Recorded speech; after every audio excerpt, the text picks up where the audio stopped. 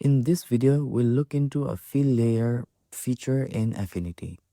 So if you have used Photoshop before, then you might have gone into an experience where you create a new solid color adjustment layer or use the shortcut key of Command Delete or Shift Delete to create a background on canvas. Or if you have experienced using Illustrator, then you might have gone to a process of creating a new rectangle and fill in the colors for that rectangle and lock in that rectangle so that you can create a new background for your artwork in Illustrator. However, Affinity takes a whole different approach here. So first of all, let me delete the current fill layer. So what does Affinity do is Affinity has provided a feature of fill layer where we can go to pixel menu item and navigate to new fill layer and click on it. And as soon as we click on that fill layer, now you can see a new fill layer has been created on our layers panel.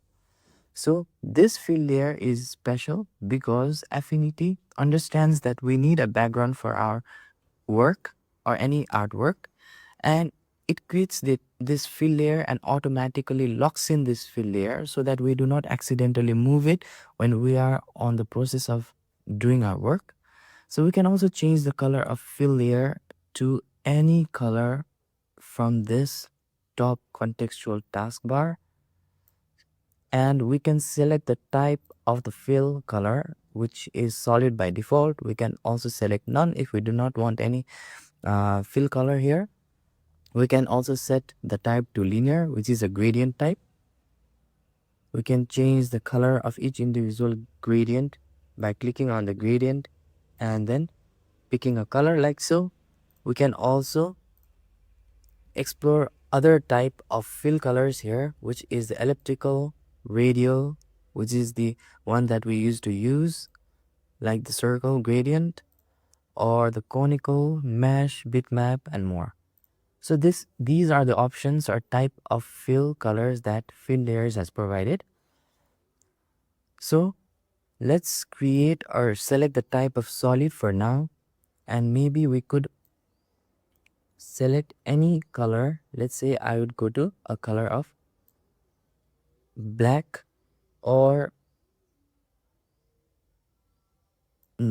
okay, sky blue for now, and I'll select a shape, which is my favorite shape. So let us go ahead and create a new shape on top of this fill layer by right clicking and dragging on the artboard.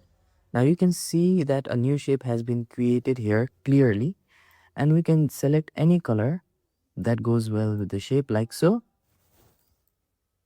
So this is the shape that we have created, and this is how we can use fill layers in Affinity. So I hope you understand or understood the overall concept of fill layers features that Affinity has provided, which is very thoughtful, I guess. So I hope this video helps you, and if you think this tip helps you, then please click on the like button. And in order to know about any future tips and tricks or any future information about Affinity, please hit the subscribe button. Thank you for watching this video, and see you on the next video.